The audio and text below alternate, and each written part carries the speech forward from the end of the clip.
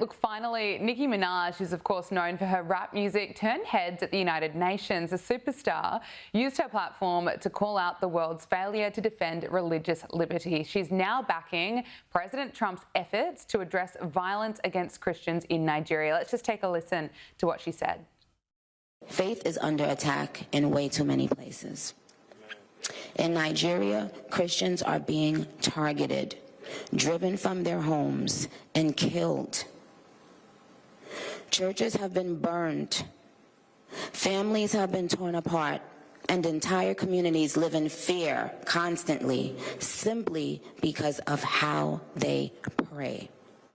Credit to Nicki Minaj. Esther, why is Nicki Minaj one of the few celebrities actually speaking out on this issue?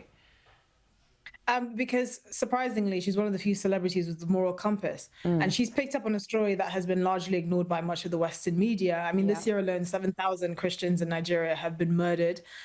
Since 2010, you had tens of thousands of churches that have been burnt or attacked.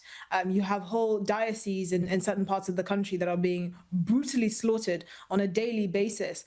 And for her to say this and to actually give credit to President Trump for highlighting this, you know, it's cost her, I believe, on recent estimates, 100,000 followers. Wow. But I think what she's gaining is a lot more, which is obviously putting attention on this critical issue. And you don't really hear about the persecution of Christians and being taken that seriously. I mean, the number that we just heard quoted, 7,000 killed in Nigeria so far this year. That's the highest number of Christians killed anywhere in the world combined.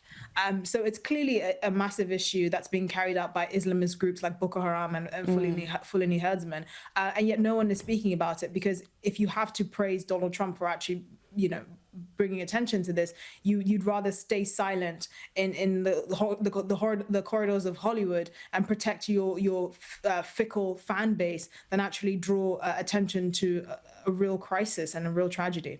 I mean, what does it say about the 100,000 followers that stopped following Nicki Minaj when she was highlighting violence against Christians in Nigeria? I mean, Nick, what do you make of that?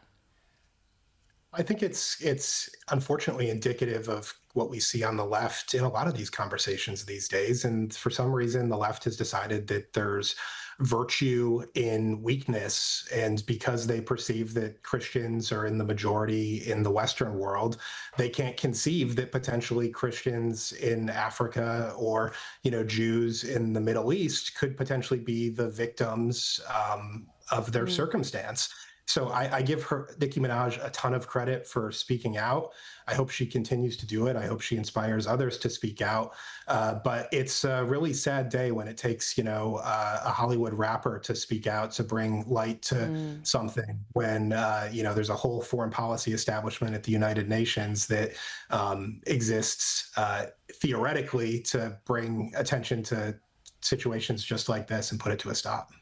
Signal principal and pollster Nick Weinstein and writer and broadcaster Esther Kraku, thank you both so much for joining us. Really appreciate it.